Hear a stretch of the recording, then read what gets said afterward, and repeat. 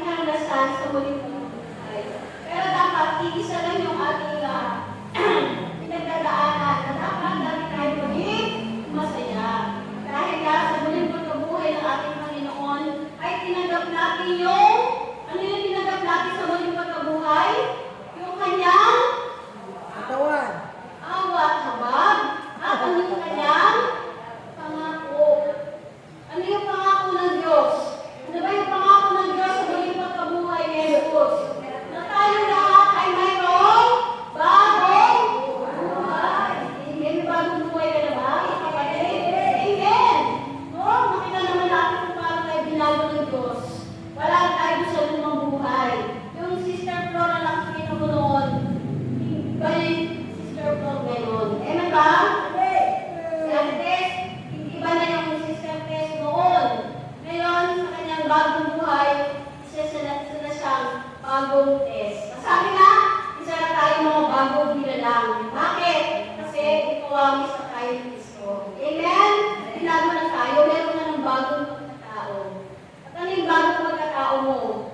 Na kumbaga, yung bagong pagkatao mo na yan, hindi na ikaw yung nasusunod sa buhay mo. Amen ba? Na ang nasusunod na yung ating Panginoon.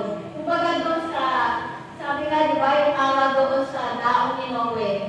Si Noe, mapapansin natin si Noe, hindi siya yung, ano ba yung role ni Noe nung baha?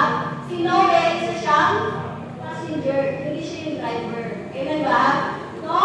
Nung baha, si Noe ay isang passenger. Kasama niya yung mga hayop doon na sinabi ng Diyos na ililigtas. No? Kaya nga, si Noe that time, isa din siyang passenger. No? At sino ang driver? Sino ang driver mo sa daan ni Noe? Si Ama? Yahweh. No? At saan siya dinala?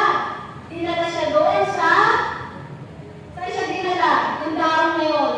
Siyempre, na-reach nila yung pinaka-highest na bundok. Kasi nga, mahal eh, di ba? Pero nung humupa na, no? Saan siya dinala? Siyempre, pinahupa na. At gano'ng matagal si Noe doon sa daong ngayon?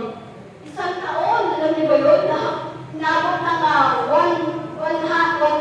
isang taon na si Noe ay nasa loob ng arko. Kasama yung mga hayop. Kasi one year bago humupa yung baha. And after 1 year, nagpalipad na siya ng kalapate. Sign na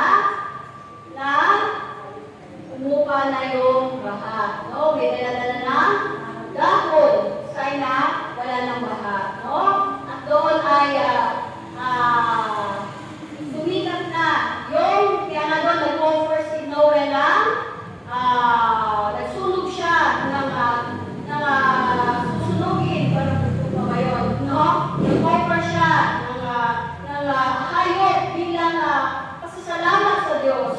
At doon ay lumitaw yung, ano yung lumitaw? Bahaghani. Bilang sign na hindi nagugunawin ng Diyos ang daigdig sa pamamagitan ng baha. No? Kaya nalugod si Amang Yahweh doon sa offer ni Noe na tupa na susunugin. Kaya nagpakita siya ng baghani as a sign na hindi niya na gugunawin ang daigdig sa pamamagitan ng baha. No? Kaya nga, ibig sabihin, tayo ngayon ay dapat tulad ni Noe, tayo ay mga passenger. At si Jesus, si Amang Yahweh,